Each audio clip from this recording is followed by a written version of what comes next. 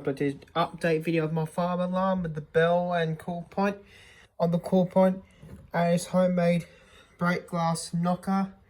What hangs out on a string near the cool point. I got the bell switch on, so I'm going to break the glass when I turn to you it working.